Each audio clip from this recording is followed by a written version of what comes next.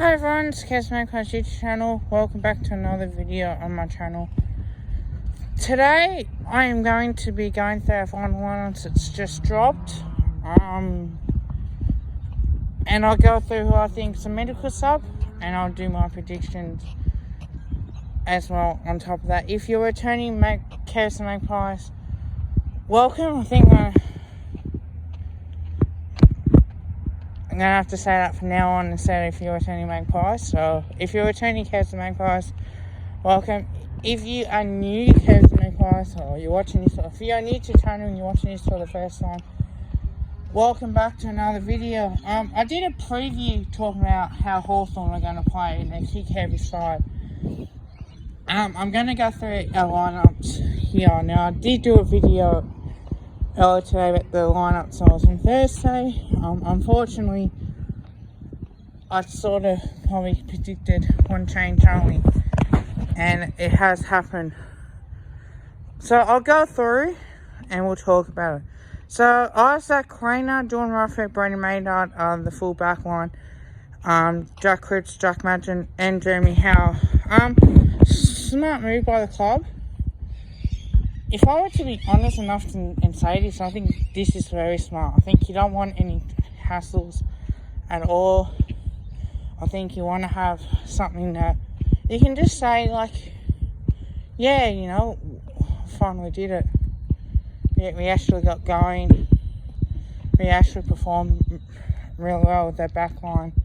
And our back six should be really strong, heavy on this as well, because we're going to have to come out and perform. So, Jeremy Howe, I think it's a great pickup. So he's good to get him to play. So is Jordan Rufford, and I think with him he needs to continue on his winning form and show why as much as possible. But the ins and outs is just Bo McCreary in, Murphy and Bianco being dropped. So I think with this back six, I think it's great. I'm seeing more of it. I don't want to see anything other but that. But you want to see that consistency with that back six and just playing as well as much as possible. Will Hoskinell, Jordan De Gore and Chris Mayne, with, of course, Grundy still sub on, and Taylor Adams. Great midfield battle. I feel like midfield need to work harder, and I think we have to control the controllables at times. I think we need to show something in our performance. Play like we have to play. Don't get sucked in, obviously, in the way that we've gone about this, but I think it's the only way that we've learned. As much as possible. So I think we have seen this before, and I certainly hope that we can continue it. It's just that pre-season form matters, including this year's form. So if we can stick by what we know and in the midfield battle, I think we can really dominate where we can. And I want to see this more in their midfield, and I want to see this as a development of these players, because I think that we're one of the best teams in the competition, and I think we seriously need to make sure that we perform a lot better. And the simple facts are that Collingwood are a better team than Hawthorn. And we are. Like, we've beaten Melbourne, we beat Adelaide, we've beaten Richmond, we've beaten West Coast. You don't see Hawthorn being West Coast, you don't see Hawthorn being Richmond. Or if they drew with Melbourne. So, you think Melbourne should have won that. But, having said that, I see the reasons behind this as well. The half four flanks and a full forward and all the rest. Josh Thomas, Darcy Cameron, Jack Giverton, Arthur Henry, Brody Montrick, and Jamie Elliott. Jamie Elliott will have a good game, guys, and just watch. Ladies and gentlemen, just watch. Jamie Elliott will play really well. I mean, he'll get up the ball, he'll do what he needs to do, but other than that, I think that we'll see most of the talents that we get as a football club, because we know what to expect. As much as possible, and this forward line can really fire. If we get the ball in there quick, and we don't get pressured into playing slow football with the Hawks, I think that this should be an easy, comfortable win. Are we a good team? Yes, we are. But I feel like we have to keep playing our way to try and get the ball in our forward line as much as possible. We need Darcy Cameron, Marchek taking marks. We need to be smart, because they like to slow mark game, the kick mark game. Once they get that going, and Tom Mitchell as well. So he's a danger sign of that. And Liam Shields as well. And if Luke Bruce doesn't play, I think that favours in our way a lot easier. Which I don't think he is at the moment. So the interchange is simple for me. Finley McRae, Bowen McCreary, John Noble, and Trey Lasco. You can't drop that. You can't just tell me that you would drop Trey Lasco. If you asked me 6 weeks ago, would you play him? I certainly would have dropped him. I thought he looked lost forward, but you play him in the back line. His strengths are, he can read the ball. So I think with that is huge for us personally. I'm seeing on the way that we're playing at the moment, and I feel like we can do this.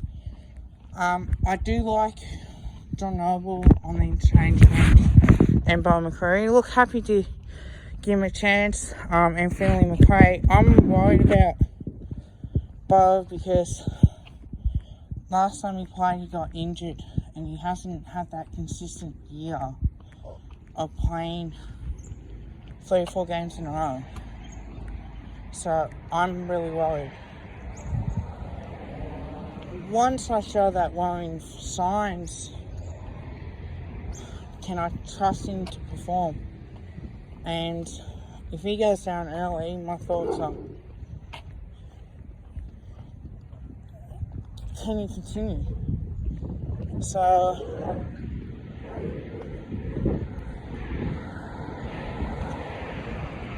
I think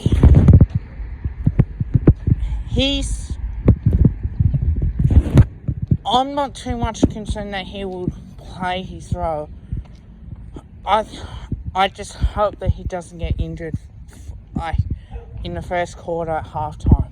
I want to see him play a full 120 minutes as well on top of that. So Bianco, Mason Cox, Dacos and Wilson are the emergencies. Josh Dacos will probably come in as a medical sub. That's what I'm thinking anyway. And Tom Wilson. Now, why am I putting Bianco in? I think if we drop him,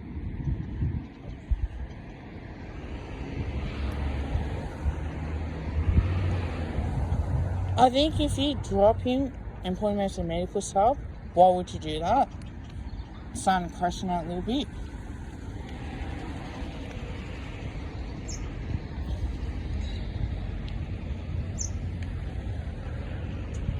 If he hasn't played his role well, if he hasn't done what the coach is asking to do, I think then you have to play another player. I think you got to put him in a position where you can say, alright, I got to make this change, but I'm not going to play him. I'll play him in reserves. So that's my thoughts. I haven't heard much about the VFLW, whether that's going ahead or not. If I do, might do a preview of that tomorrow on the day of it, and we'll see how we go there. But if it's just a scratch match, I'll report what I know about the scratch match as well, if we do find out the results. So, my predictions, I still think we're going to win, of course, in this game. But I do think Jamie Eller kicked 2 goals and 8 disposals or more. John Ngari, 27 disposals and maybe a goal or 2 or more. Jack Cripps, 27 disposals plus and 5 marks or more. Jeremy Howe, about 16 disposals, 6 marks. And I think, 6 marks or more. And I think as well on top of that, I think you're going to have Taylor Adams having 27 disposals and a goal as well on top of that. He plays his role. I think we go on to win that game.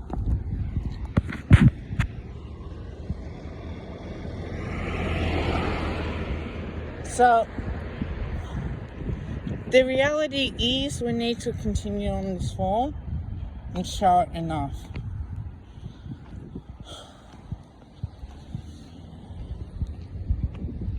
And I think we can do it. I think we can really do it. So, please like, comment and subscribe. It means the world to me. I will be watching this game at home. Obviously we can't go because we're in lockdown.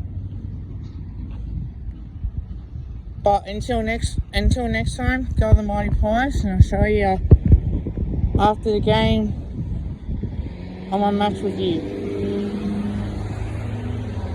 And my play range videos as well, because I love doing these. Hopefully it's on the wing. Bye everyone.